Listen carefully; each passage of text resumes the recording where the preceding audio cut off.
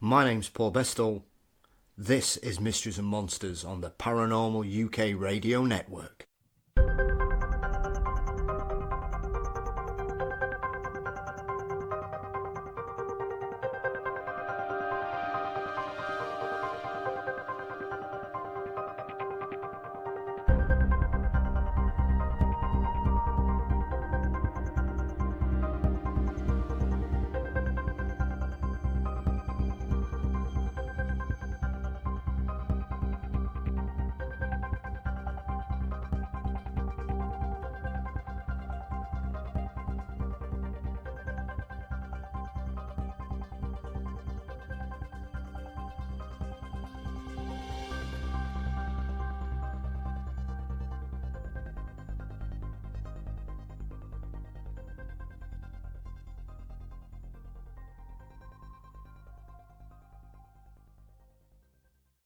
Welcome to Mysteries and Monsters. This week we return to Australia to discuss the Yowie. But this time we're on the west coast of Australia, 4,000 kilometres away from the previous hotspots we've discussed. We talked to Nick Slater about his experiences, his interest in the subject, and the ongoing search for the Yowie.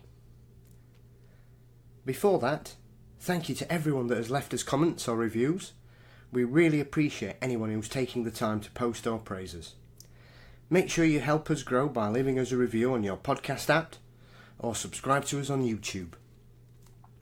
We've also started bothering the podcast charts in the UK, USA, Canada and Australia. So thank you so much for your continued support.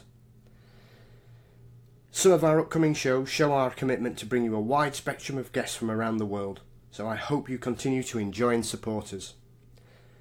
And if Matt in Sydney is listening, I hope you've poured that glass of wine ready for this week's show.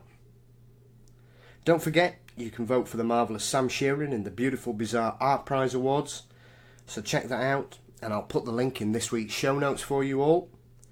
And before we dive in, don't forget to follow us on Facebook. We're on Twitter and Instagram as Mystery Monsters. You can subscribe to us on YouTube, and please review us on any of your podcast apps. Don't forget you can also support us on Patreon. But now, it's time to join Nick Slater in Western Australia.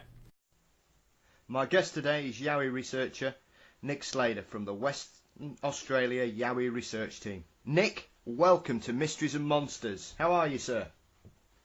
I'm well, thanks, Paul. Thanks for having me. Oh, my pleasure.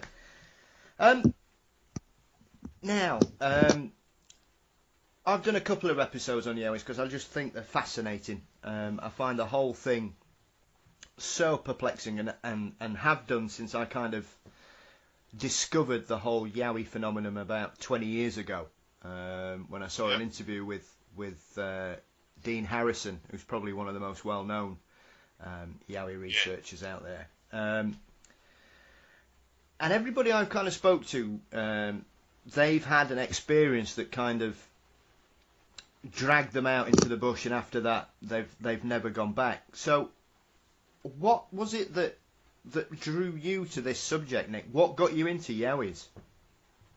I've always been interested in it. I always grew up sort of reading the Australian mysteries books and stuff like that. Sort of John Pinkney is one of the authors.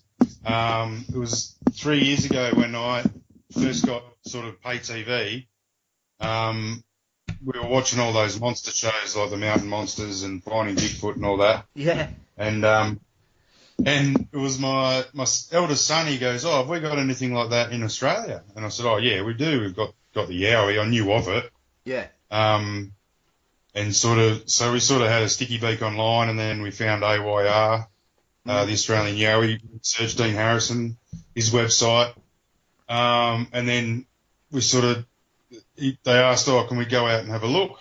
And I said, "Oh yeah, sure, why not? We'll go and give it a crack." Yeah. So we go camping a fair bit in Dwellingup, which is about an hour south of where I am. I'm in Perth, the northern suburbs of Perth. Only 5 minutes from the beach, really, so it's usually an hour drive to the bush for me. But we decided, we drove out on this track, well away from all the campsites. The youngest bloke, he fell asleep in the back. So we just sort of pulled up on the side of the track and were having a look around. We thought we'd try some tree knocks, of all things. Yeah. Did a few knocks, and my son goes, "Oh, did you hear that?" I'm like, "Oh, no, what was it?" He goes, I don't know. I think it might have been a knock. I'm like, "Oh, right, yeah." So I said, "Oh, we'll do another one, see if we can get anything back." Mm. So we did another knock, and then sure enough, just right on the edge of hearing, you could hear this faint sort of pop. And I'm like, "Oh, right. Okay." So I said, "Oh, let's do 2 knocks and see if it's echo." So we did 2 knocks, and then sure enough, only 1 knock came back, and it was like, "Oh, all right." We started to get the heebie-jeebs on, and then we decided to leave that night, and I haven't really looked back since. We sort of started looking into it a little bit more here in WA, sort of all the reports and things like that. Sort of, it's only been the last 3 years. Yeah. And more so in sort of the last 18 months. I've had a bit of time off this year because I've had a crook neck and things like that. Mm. But so it's pretty much been a fairly sort of increasing hobby over the last sort of nearly 4 years now. So, yeah, and then I'm about the only active researcher in WA. Yeah. There's a couple of other guys and other people out there who are interested in it, but they sort of don't go out as much as I do, and they're not looking right into the history and all that sort of stuff that I've done. So, yeah, it's been an interesting sort of 3 years. Absolutely. So, I mean, as you've referred to a couple of times there, Nick, you're based in Western Australia, whereas I think for anybody outside of Australia, they tend to kind of think of the Yowie as more of a sort of east and southeast kind of phenomenon. But like you said, you live in the Perth area, which is about, what, 4,000 kilometres away? So you're basically the complete opposite side of the continent, aren't you? Yeah, pretty much. So if you're looking, it's almost, say, from the UK to the other side of Europe. Yeah. The span, or the span of America is sort of something similar too. Yeah. It is an interesting thing because, I mean, I've got a sightings map that I've done, which is one that's looked into the history of sightings in WA, and I think the earliest one I've found is sort of mid to late 1800s, and that was further east. That was out more towards the goldfields, out towards Kalgoorlie way. And then there's another one sort of a little bit later on. There was an expedition that went out and east of Northam, and which is sort of an hour east of Perth. So they've gone further than that, out towards the sort of the drier, more deserty country. And there was mention of it there. There's a reference to what they call the Mabu in the Rabbit Proof Fence, the book.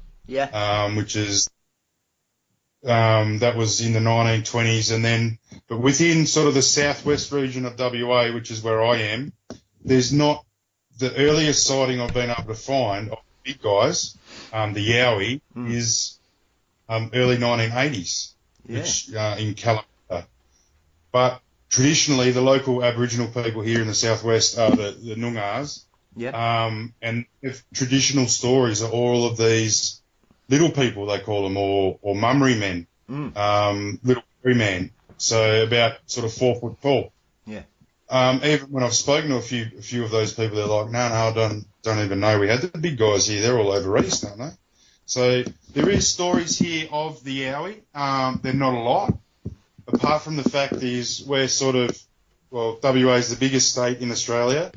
It's basically almost a third of the country.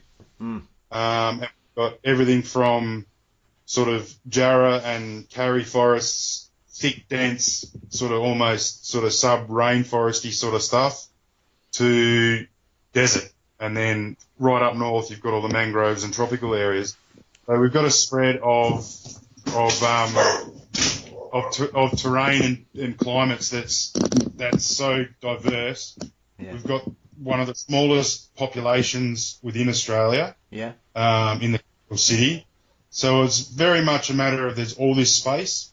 There's bugger all people, and there's not that many people out there looking for them. I think all up on that map, I think I'm around about 50 odd sightings and sort of encounters that I've talked to people about, and not only that, my own stuff I've found.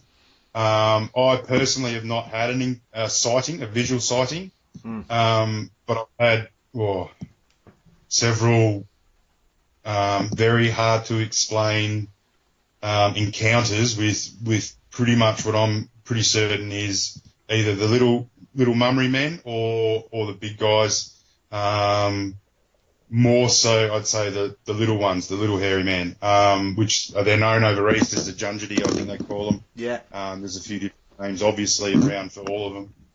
So it's an interesting thing that's happening here, and I think that something different to the eastern states has happened here is where, especially particularly in the southwest, they've moved in after the Aboriginals have sort of left the bush over the past hundreds or so. So there's more. I can find more information, sort of orally and historically, for the little hairy man here in WA. Yeah. Other than the big guys, it's sort of everything is post 1980. So for the big guys outside of the southwest region, which, I mean, for the southwest region of WA, it's from Geraldton in the north, which is about 400 kilometres north. Yeah. And that sort of cuts its way through to Esperance, which is basically, Albany 6 hours sort of southeast. Esperance is probably about 8 or 9 hours from memory. Yeah. This is a massive region that in itself has different climatic zones in itself as well. So it's very complex here in the way it is to the eastern states. So if you sort of look at the guys in Brisbane, it's sort of very that sort of subtropical rainforest sort of stuff. And in New South Wales, you've got the Blue Mountains, really rough, deep, dense terrain. Yeah. Whereas here it's sort of, we've got the coastal plain, then we've got what's known as the Darling Scarp or the Darling Range, which sort of extends from just sort of north-east of Perth down to around the Dwelling Up area. And then the next sort of mountainous area is down south near Albany. But we do have, quite interestingly, is a green belt stretching from sort of the northeast of Perth, 1,000 kilometres all the way down to Albany and all the way down through the southwest, where there's a lot of country in there that people just don't go. Yeah. I mean, that's the thing about Australia is, once again, I think it's one of those things that, like everybody assumes in England we all speak like the Queen and we all drink tea. And I think for a lot of people who don't live in Australia, they just assume it's cities and desert. And it isn't, because there's massive ranges. I know, obviously, like where you are in Perth, you've got the Mundering State Forest, and I think you've got Dwelling Up as well, which are two vast expanses of natural forest. And that's connected from Perth all the way down south to Albany. In that area is actually quite a famous walk trail, the Bibbulmun Track, which is reference to the Aboriginal people. And that's 1,000 kilometre long walking trail from Kalamunda to Albany, which goes through all this Jarrah Forest, Karri Forest, and then you get down to south, like places like Denmark, and there's trees that the Valley of the Giants. These trees are huge, they're 50, 60 metres tall, massive monster, old trees and stuff like that. So Australia itself is a very ancient land as well. Sort of European history is only 200 odd years, but the Aboriginal history goes back, we've got 50,000 years. I think they were genetically diverse from the rest of the world. There's sites in Queensland that are dated around 80,000 years. Yeah. There's a site in Victoria that's 120,000 years. So there's so much ancient history here and there's so much that here that's just people don't go. They don't. Yeah. You don't. There's just no one there, nothing there except animals and apparently these big hairy bipeds or small hairy bipeds for most of my instance. Yeah, I mean it's interesting for me because as you refer to there, there's a lot of parallels, and I've mentioned this with a couple of other Yowie researchers and a couple of Bigfoot researchers I've spoken to. That there's a real parallel with Native Americans and their oral histories of Bigfoot and Sasquatch. Yeah. And it seems very similar in the way that the Aborigine legends and stories work, that they have, depending on where the tribes were based and their culture and their social connection with their area, they all seem to have different names and different variations, whereas in Australia you've clearly got a definition between what seems to have happened on the eastern side compared to the western, and as you've referred to, on the west people seem to refer to more than being smaller creatures, like money men and Dundergins. So I always found that quite a distinct difference, because obviously in Native American folklore there are a few tribes that talk of smaller versions of the Sasquatch, but they're not as common as in comparison to, say, the Aborigines. No, well, so if you look at the eastern states, if we draw the parallel between the eastern states and WA, and that a lot of the researchers that I talk to in the eastern states, they're fascinated by what's happening over here because they want to draw those parallels. They want to see if the things that they're doing over there work here. So over east, what they call the Jungidi is pretty much on the coastal plain, in the bushland coastal plain, and the Yowies up in the steep, rough country up in the Blue Mountains or the Great Dividing Range. Now the difference here is we don't have that massive range that runs from the south to the north of the eastern part of the country. We've only got sort of sporadic parts, bits of ranges that are joined by these big jarrah forests. So, and everywhere outside of the sort of the southwest region makes mention of a big hairy biped within sort of time stories or the mythology or folklore or whatever, however you want to say it. But within the southwest region, it's all these little hairy people, or the little people, they just call them, the Maori men. So it's an interesting thing that here in this climatic zone, that it's been limited to a smaller variety rather than both, which you sort of see on the eastern states, and the bigger guys are sort of further out into the more arid country over on the west side of the country. So it's certainly different, but the parallels between, from what I've found in my research, is I seem like over east they get these big, you'll see like the big tree breaks, big trees bent and twisted and all that sort of stuff, large sort of different things. But for me, all I've found, and they're all on the same species of acacia or wattle, they're small breaks, they've sort of been bent, snapped back into the bush, or they're bent and twisted a couple of times. They're not on big, 20, 30 metre trees. Yeah. They're all on small sort of the shrubby stuff, which for me sort of says, well, it's definitely something smaller.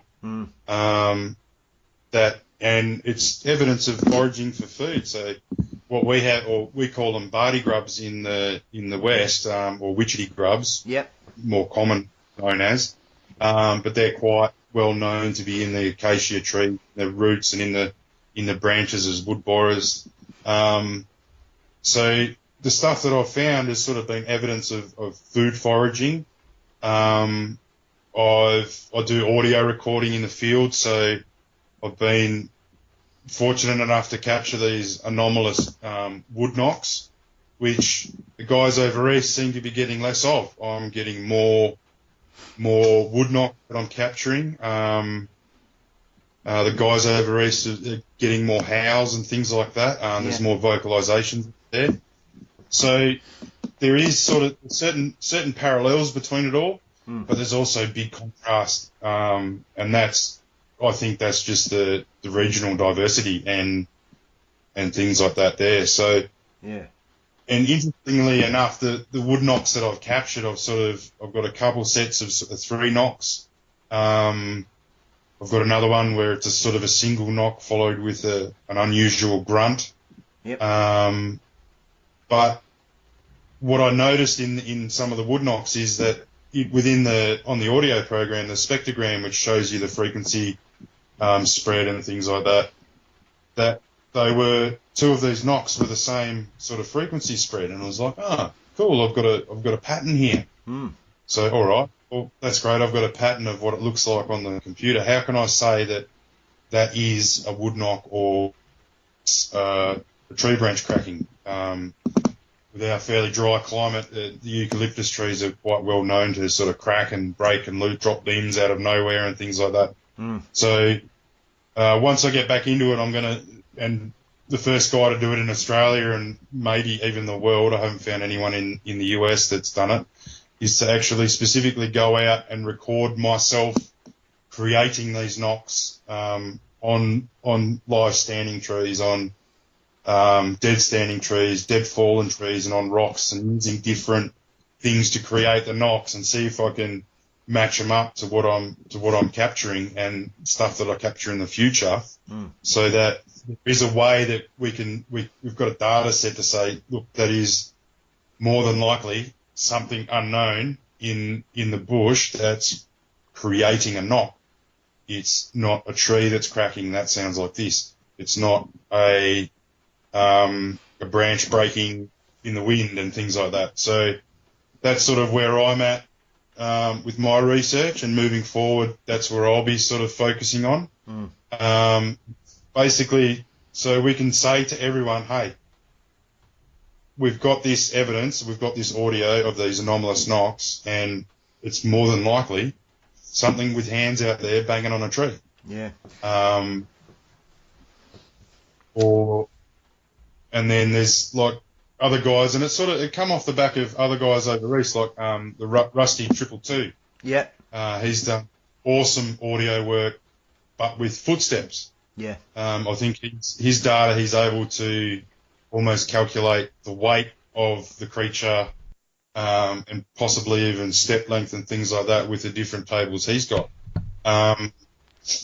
It's all about, working with each other in the different parts of Australia to sort of get the best picture of what's really happening. Yeah, and I mean it is interesting, and you've referred to it there, that there does seem to be, from everything I've read, because like I say, I've got a real appetite for this Yowie situation down there. It is very interesting that there seems to be a distinct difference in the alleged communications that people are hearing, like you've referred to.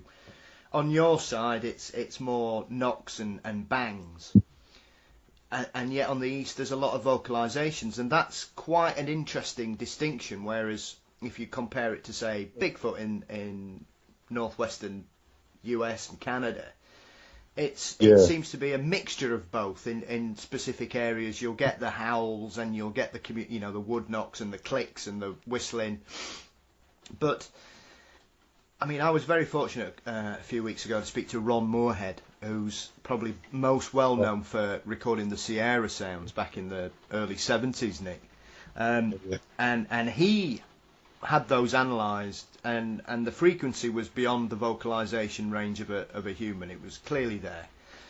But also, because of the remoteness of the location, it would be harder to hoax it than it would be to believe it's something else. And I find that fascinating, because Australia, once again, is one of those places that, within 30 minutes of leaving one of the major cities, you're essentially in the middle of nowhere. Yeah, just about, yeah. And even more so here, sort of, we've got the metro area is sort of a spread So Perth, it's sort of, it'd be about 50, 60 k's north. Yeah. It goes into the foothills, a little bit up into the Darling Range in Perth and stuff like that. Then it's probably about another 100 k's, 50 to 100 k's south of the main built-up areas, and then it spreads out, and down south it's all wineries and sort of food and stuff like that. Beyond the ranges to the east of the Darling Range is all crop farming and shrimp farming and stuff like that. Pardon me. There's and then the wheat belt. So WA specifically, I mean, it takes, for me, being pretty much right on the coast, it takes an hour to just sort of get out into the more remote areas of the closer sort of bushland areas for me. Interestingly enough, though, here a guy from the UK who came visited Australia, visited his family. He got in contact with me through the Australian Yowie research website, and it was just sheer random luck that we picked this area to go to. It was sort of halfway for both of us. And we had whistles. On the first night in, we had a big, massive branch snap break thing happen, which I caught on audio, or we just caught on audio. We had another night we had something thrown at us, and we were escorted out pretty much the whole way out, which was a good sort of 5 k's almost. Yeah. No, not that. But and then sort of one of the last nights we went in, there was 2 sort of very human-like whistles from this small patch of scrub, which you just couldn't see into with a torch. There's certainly, we seem to be getting a lot more sort of wood knocking. Yeah. And definitely whistles at night. And this whistle was like a 2 short, sharp whistles, and it was like, well, it's not a bird. I have not found a bird that whistles like that at night. And seemingly the knocking and stuff like that, I'm getting a lot of. I've had another instance when I went camping with my 2 sons down in the dwelling up area. We sort of went off trail and up towards the top of this hill, and we're sitting there having a break, and there was these 2 sort of wood knocks, the distinctive pop of it, and we sort of stopped, and we all looked at each other, and I just said, "Oh, just quiet, boys, listen." And then we're thinking, I didn't want to get the camera out, I didn't want to chase it because I had my sons with me. Yeah. And then I was hoping I'd caught it because I wear an audio recorder on my pack when I go as a sort of an easy way to sort of log my expeditions above and beyond the video stuff that I do on my YouTube channel. Yeah. But then within about not too long later, that came closer by about 30 or 40 metres. There was another 2 knocks, same sort of cadence, same volume.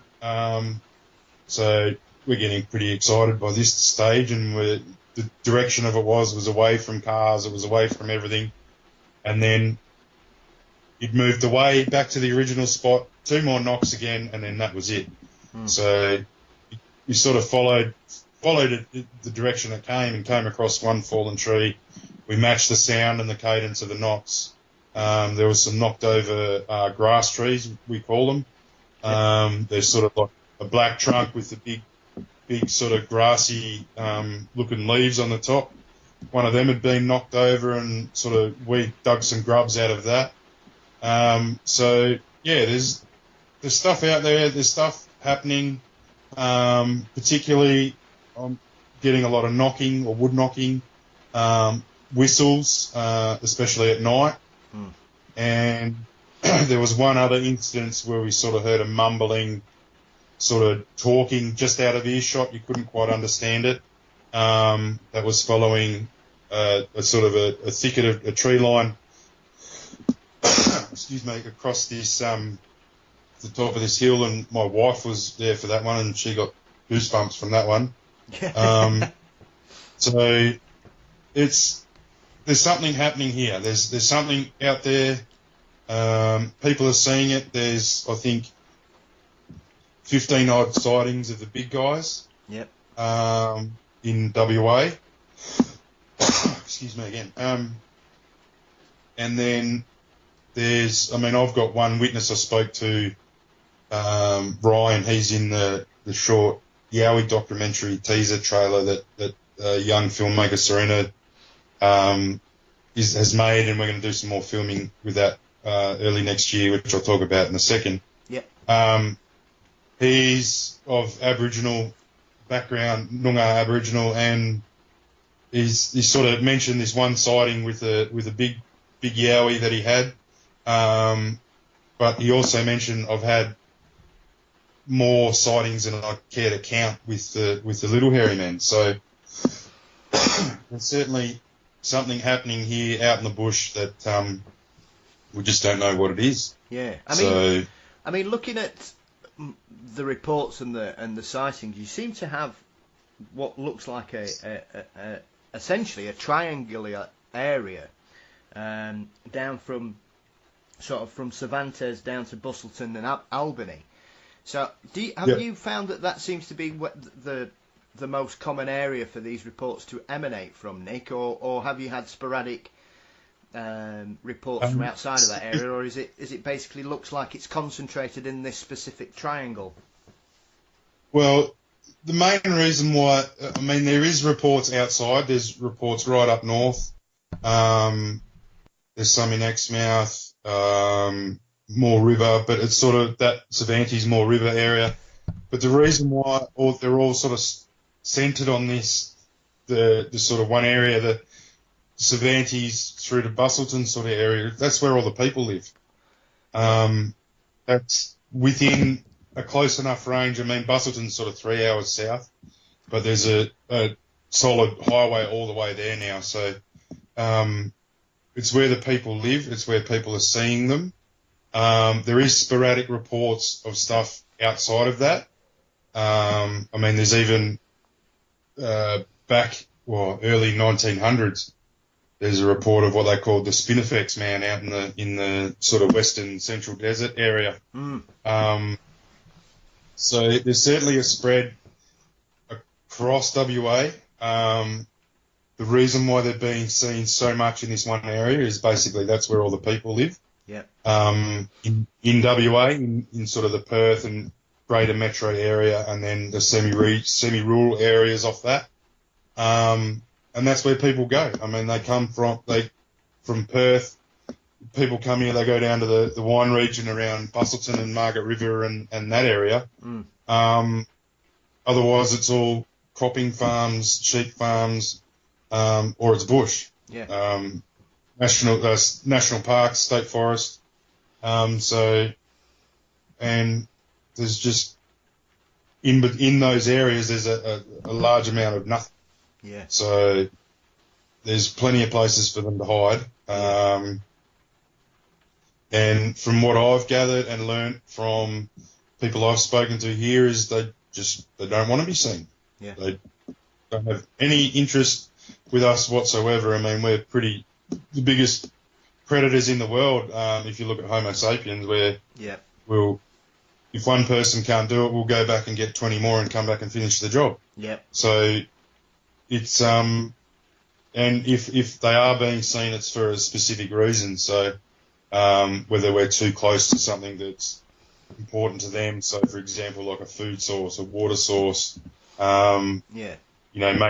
Maybe they've got young at the time, the family unit or the troop or whatever's got a whole heap of young individuals around. So we've sort of scratched the surface of the mystery, the phenomenon. And we've got all these questions, and like for me doing the woodknock study, it's a way to answer answer as best as I can. Short of getting one on video doing a woodknock, as to what it possibly could be. So it's just I think we need to sort of try and answer those questions that we have as best as we can. as while moving forward, or else we're just sort of chasing our own tails. Really, we got, I've got this recording of what I believe to be a wood knock. Oh yeah, that's great, but how do I know that that is a wood knock? So that's sort of my next step for over here, and then, I mean, hopefully in that, maybe I'll be able to see one and interact with one. I think that's the dream of most researchers. Yep. Would be to even just to sit down and watch them for, 5 minutes would be, or 10 minutes would be the best thing in the world. Yeah. But whether that'll happen or not is another question. Indeed. I mean, well, to be fair as well, Nick, I think you're tempting fate because, there's a lot of witness reports. And, I mean, this is the other thing that's always struck me about witness reports of Yowies. You're listening to Mysteries and Monsters on the Paranormal UK Radio Network. Is that there seems to be a real emotional response, be it fear or just bewilderment from people, and there's been a couple of really well documented cases that have kind of hit the mainstream this year. Because I was when I've spoken to a couple of other people, it seems to me this is the year where the Australian media has kind of embraced the actual potential of Yowies existing down there, and have basically started to take a real interest in it. And I think since I've forgotten the gentleman's name, but it was an interview with Dean Harrison on his Yowie Hunters channel, and he was the guy that essentially was driving along, and he thought a rock had fallen down the cliff, the side of the road, and then it stood up and smacked his van. And it was a dump truck. It wasn't a van. Yeah.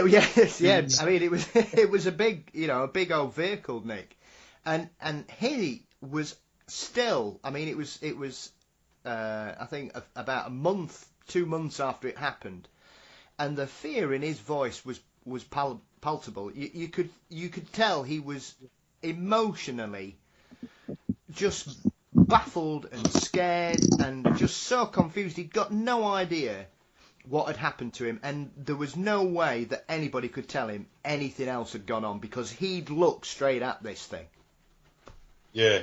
Well, that's interesting enough. And this sighting is the most fascinating one for me personally, and I personally think it's the most fascinating one Australia-wide, only because I was fortunate enough to do a one-on-one interview with a witness. There's one of the sightings on that map is actually smack bang in the middle of a suburb. Yeah. It is in this suburb. There's a creek that runs through it. It's sort of one of the suburbs in the foothills, close to the bush of the Darling Range, and there's a creek that runs through it, and you can follow that creek, and that creek runs all the way back up into the hills. So there's a belief, sort of, I think, worldwide, that Yowies and Bigfoot, Yeti, and all the different ones sort of follow creek systems or riverbeds. Yeah. As a thing to get around. But this guy was out late one night. He was doing some metal detecting, I should say. Yeah. And in this area, there's sort of a history, like ancient homesteads. It was orchards from the early 1900s to about the 1960s, I think, and then it was cleared out for the urban sprawl. But interestingly enough, there's 2 mandarin trees left there, and he was swinging his detector, and then all of a sudden he sort of got this something. Originally he thought it said no, but it was more like a gruff sort of growl, sort of short growl at him, and he looked up and there's this big silhouette of a man, of a thing, with glowing eyes looking back at him, and he basically crapped his dax and then turned. He said as he went around this sort of side drain, he sort of felt a feeling that he was being watched from the bush there. So actually, I mean, looking at the thing, I sort of said, well, maybe the Yowies have come in, the family group, mum, dad, and kid have come in knowing that the mandarin trees are there. Yeah. Come in, and he said he went back a couple of nights later or the next night, and he swears that the tree was completely stripped of fruit. But talking to him, and this was 12 months after the encounter. Yeah. And you could hear the fear in his voice. Yeah. He wasn't comfortable being close to the sort of bush on the edge of the creek line. Yeah. And it's basically, it's not as well known as maybe Bigfoot or Sasquatch anymore. I think it's gaining a bit more ground. The Yowie phenomenon is gaining some more ground recently, particularly with the news articles and stuff like that, and some higher profile, sort of more spoken about encounters. But a lot of people have never ever heard of the Yowie. Yeah. So they're going out driving where they would, they've driven maybe 100 times before, and then all of a sudden there's a big hairy biped that's not supposed to exist staring at them. So it's just shattering their worldview in a heartbeat, sort of thing. So yeah, it's certainly interesting, and it is quite widely believed that the Yowie is somewhat more aggressive than Bigfoot or Sasquatch. Yeah. But for me, I've not experienced that. I've not sort of felt that. I think if they were truly aggressive, everyone would know about them because there'd be that many attacks. Yes. But there's something happening. People are seeing them. They're reporting the same thing from far north Queensland to Victoria, across South Australia, into WA, all across the country. So there's stories, old stories of I've heard a few different ones. I haven't been able to pin down the source just as yet, but of the hairy man of this place, or like Kalbarri, for example, which is just north of Geraldton. There's a story of them being in the mangroves at Exmouth, which is where the desert meets the sea, basically. Yeah. There's stories of little hairy men through northern Western Australia and across the top end. So yeah, the people are seeing the same thing, doing similar things, and why would I think it's on record. I think we're probably approaching sort of somewhere maybe around the sort of 450, 500 sightings, reported sightings. So, and if that's 1 in 10 people who have seen one say something, well, then there's sort of probably much more going on than we truly know. So yeah, very much so. And you once again as well, Nick. As we've touched on, from coast to coast, Australia is probably as wide as the States, but you've got I think the population of Australia is between 30 and 40 million, isn't it? It's around there, I think. Which is about a tenth. I think America, the population is 300 and odd. So once again, you've got a vast, expansive country where nobody lives. I think there's one main road that runs from one coast to the other. Hardly anybody. If you're wanting to travel, if you're going to drive, good luck to you.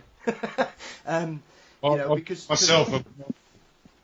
I've driven around the country. I've driven through the guts of it's there's a lot of nothing out there, and that's why up in the top end they call it the never never, because it just never ends. Yeah. The bush as far as you can see, and then there's to cross the Nullarbor. To cross the country, it's 4 days. 4 days hard driving. That's hard driving to get across the country in 4 days. Yeah, it's fascinating for me, like you say, because for me, I think, certainly in the modern era, the Yowie witness reports are probably the best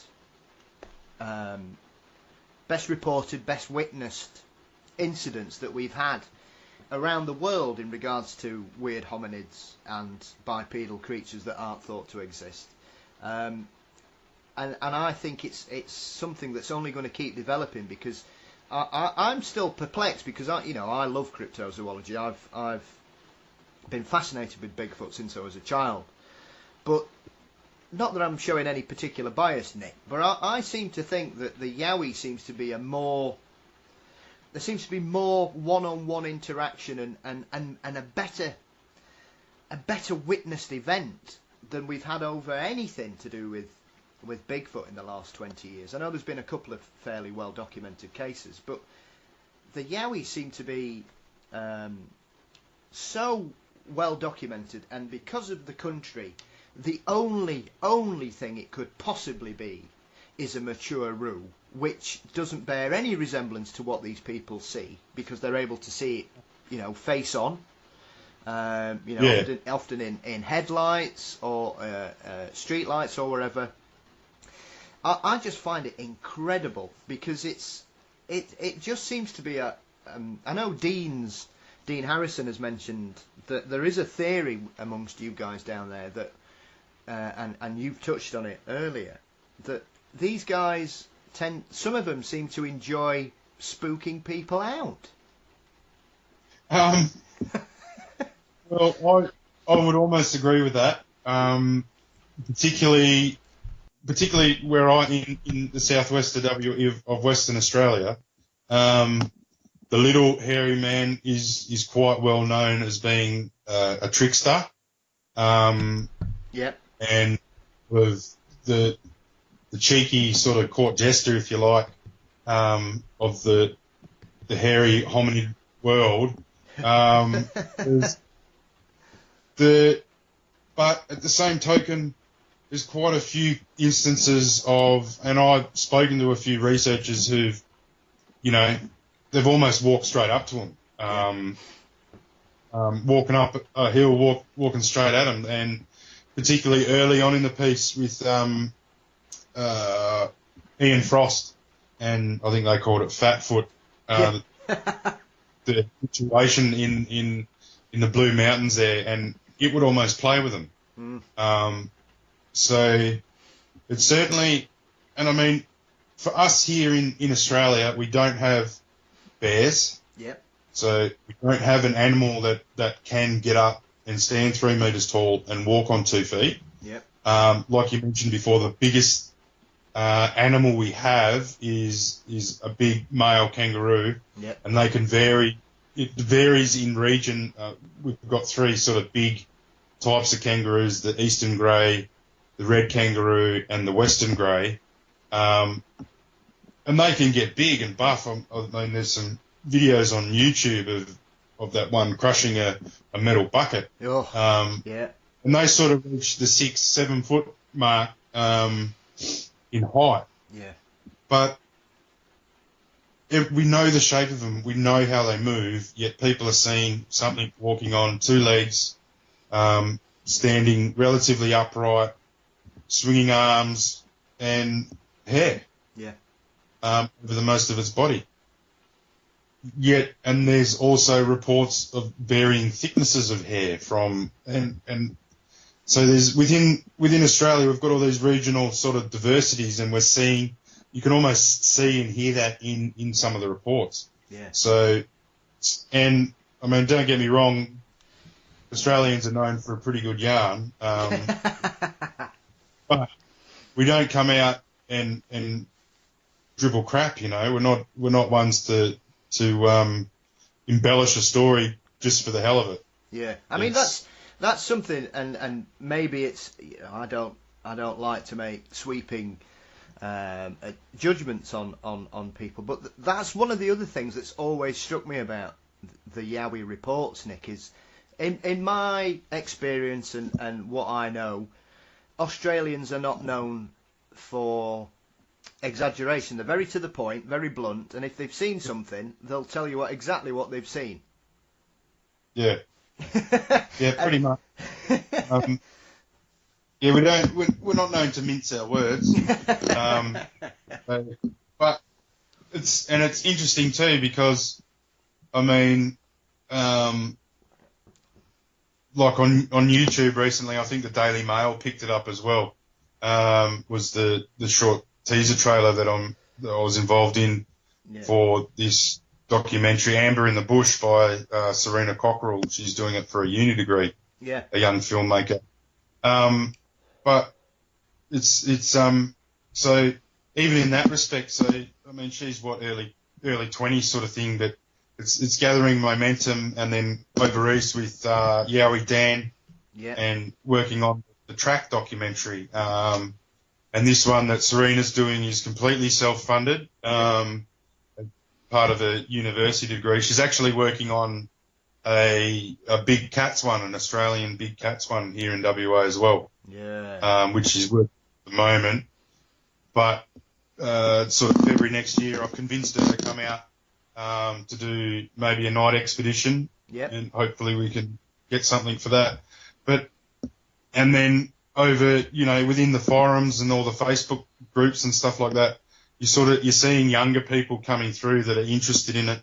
They're hearing stories of it. It's gathering momentum, particularly, I mean, recently even with the Daily Mail's poetic license that they use, in Queensland there's been a lot more movement in Queensland, I think, lately. So in my opinion, I think it'll either be here in Australia. Yep.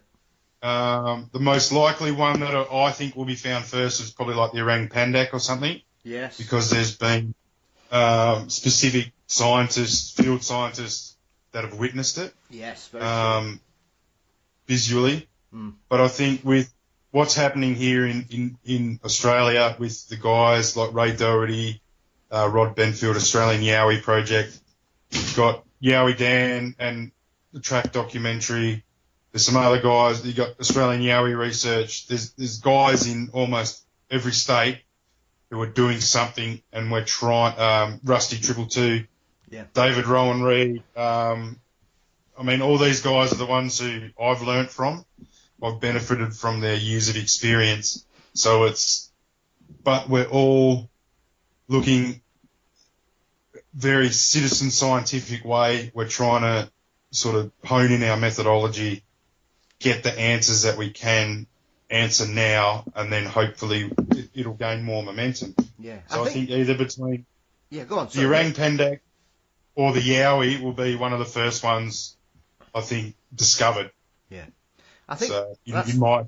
Yeah, definitely. I mean, that certainly chimes with my opinion as well, because I've spoken to a couple of people who've been out looking for the orang pandak, and like you say, there's some really interesting first-hand witness accounts, like you say, of biologists and scientists that have been in the areas, that have had face-to-face encounters with these things, and they know exactly what an orangutan looks like, because most of them are there as part of orangutan conservation.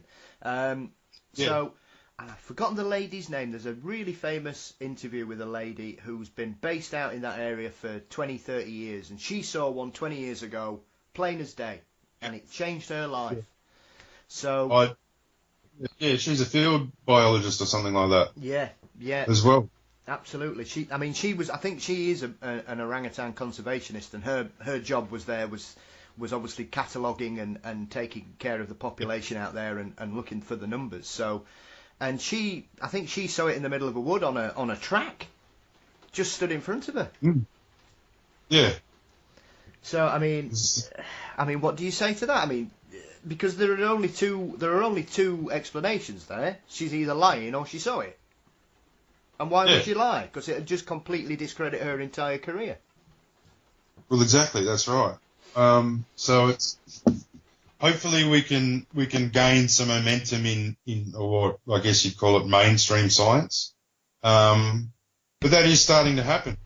And I think that's starting to happen worldwide as well. So, but there's fascinating stuff happening here in Australia. With the Yowie and what research people are doing. It seems to be gaining momentum in popular media. Yeah. And why not? Why couldn't there be something undiscovered out there? Yeah. I mean, you've referred to it before. I mean, I completely agree. I think there's a real momentum about Yowie research at the moment because, for me, it's one of those frustrating things, Nick. Because, like I say, I've had an interest in Yowie since I first came across him. I think it's a very underdeveloped part of cryptozoology because there are more Bigfoot documentaries and films you can shake a stick at, and it's the same with other things around the world. But Yowies, I think now, like you say, obviously with the documentary you're involved with, Amber in the Bush, and obviously, like as you've mentioned, Yowie Dan's helping out on another one called Track. I think it's long overdue, Nick, because I think more people outside of Australia have a real thirst for this cryptid, and I think for you guys down there, I think it gives a bit more validation to it. Not that I'm disproving anything, because I'm all in on Yowies. I think there's something very odd going on in Australia. It's different to the rest. Yeah, very much so, and I think it deserves to have a higher profile, probably in regards to the people in the US and Canada that are out there looking for Bigfoot. I mean, obviously, at the beginning of the conversation, you mentioned Finding Bigfoot, who had a famous expedition when they came over looking for Yowies. I think they were in the eastern coast, weren't they? Yeah, they were. They actually met with Gary Opert. Yeah. They met with Ray Doherty. Hang on, the dogs are going a bit silly. Hey. Hang on. No. There we go. They're looking at me strangely now. Yeah, I mean, it was, and a lot of it does. There's the Australian Cryptozoology Conference that's happened a couple of times, and everything that happens here seems to be on the eastern states. So it's been great that Serena has bloody dogs. Hey, no, shush. Where was I? It's been great that Serena's put it out there that she wants to do it. So, and to get the sort of get something happening over here in the West is great too. So, I'm looking forward to working with her on that.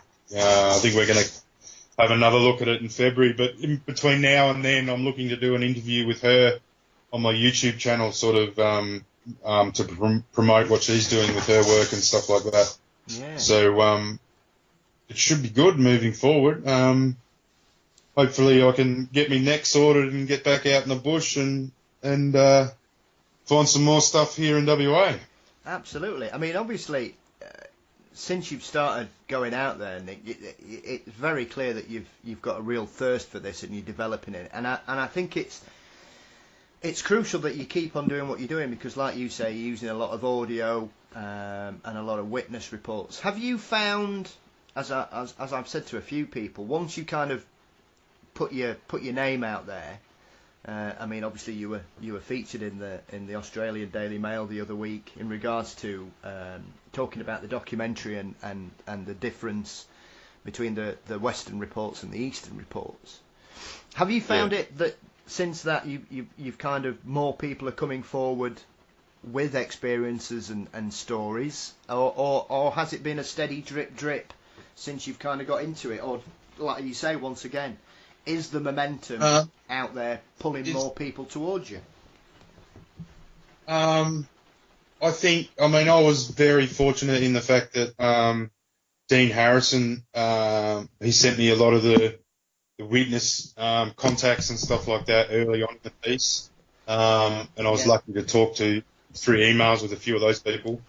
But it's slowly been sort of dripping in, and as sort of my Facebook page grows, just West Oz Yowie research, and and as I do more things and it gets spread out there, that more people realise that there is someone here in WA doing it.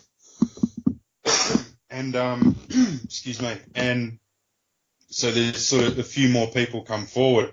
There's people, some witnesses have sort of been around it for a little while and talking to the Eastern States guys. But as what I do sort of grows and gains a little bit of momentum, Facebook wise and on my YouTube channel, it's sort of, there's a few more sort of people come out of the woodwork, and I'm not shy of telling people what I do.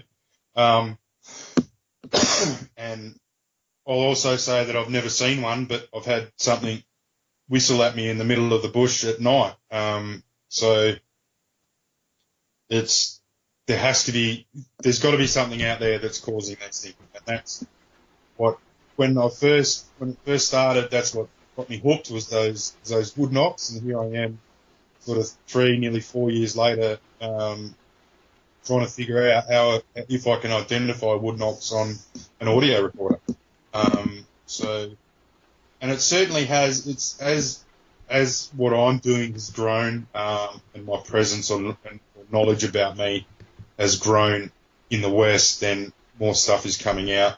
I'm also, apart from the fact, I also write articles for the Yowie Times. Yep. Which is Yowie Dan's, I think he's now quarterly newsletter. So, and Dan asked me to write that because everyone over the East is fascinated to hear about what's happening over here. So, particularly in Western Australia, it's quite new for all the guys over East who have been doing it for, 15, 20, 25 years. Quite fascinated with what's happening over here. So I've had that sort of mentorship from some of those guys over East as well, which has been great. I mean, that's... But as it's building, there's certainly more people are coming forward, I think, as well. Yeah, and I mean, I think it only benefits everybody involved in it down there, Dan, with like Dan and Dean on the East Coast as well, giving you that kind of support as well, Nick, because it's important. I think that because of the size of the country, that you've got that kind of positive relationship where you know, as you've referred to in regards to the term mentorship, that they've welcomed someone out there with boots on the ground, as it were, Nick. Well, it is, and I mean, it took me. I spent a good 12 months sort of lurking in the back posts of the AYR website and stuff like that. And then it was pretty much asking questions and then asking the right questions. Yeah. And then they started reaching out to me. Yeah. So it's been an interesting sort of a steep learning curve, but definitely an interesting journey, and I'm looking forward to getting into the next part of it, really. Absolutely. I look forward to your updates with great anticipation, Nick. I'm really looking forward to seeing what you capture and the documentary. So, before I let you go, do you want to tell everybody where they can keep up to date with your work and find out more about what you're doing in the field and the like? So for me, I'm West Oz Yowie Research, and that's on Facebook and YouTube. Yep. For those out there who are already subscribed to the Yowie Times, yep. I'm the author of West Oz News. Yep. If you're not subscribed there, you can send Yowie Dan an email at australianyowie@gmail.com. Yep. And then you can hear about, I've got another article in November's one, yep. which is sort of talking about my woodknock study and stuff like that. Mm-hmm. And then obviously, as more comes out with this Amber in the Bush documentary, there'll be updates on my Facebook and my YouTube channel as well. So, and hopefully I can get back out in the field soon enough and launch into this woodknock study, and all that stuff will be put up on my YouTube channel. Again, West Oz Yowie Research. It's everything's under the one name for me. So, yeah, fantastic, absolutely brilliant. Well, listen, Nick, it's been wonderful to talk to you because, like I say, I've only ever spoken to people who were out there on the east. So, to know that there are strange things and obviously very different things going on the West Coast is both interesting and perplexing, because it seems as though you've got two distinct species, you would say. Yeah, and I would put it out there that we do. We've definitely got the two here in Australia, and there's definitely more about the mummery man or the little hairy man here in the southwest of Australia. Yeah. And yeah, I've had a mate, a researcher, Rod Benfield, he sort of hit me up saying, "Are you sure they're not just little big ones, you know?" Yeah. I said, no, these are a distinct species of hairy man here in WA. So certainly fascinating. Brilliant. Well, listen, thank you again for your time today. It's been absolutely brilliant talking to you, Nick. Keep up the good work, and we'll keep an eye on your channels and certainly see how things go. And I wish you all the very best and good luck with the documentary. Can't wait to see it. Great. Thanks for having me, Paul. Hey, my pleasure. You take care down there, my friend. All the best, Nick. You too, mate. See ya.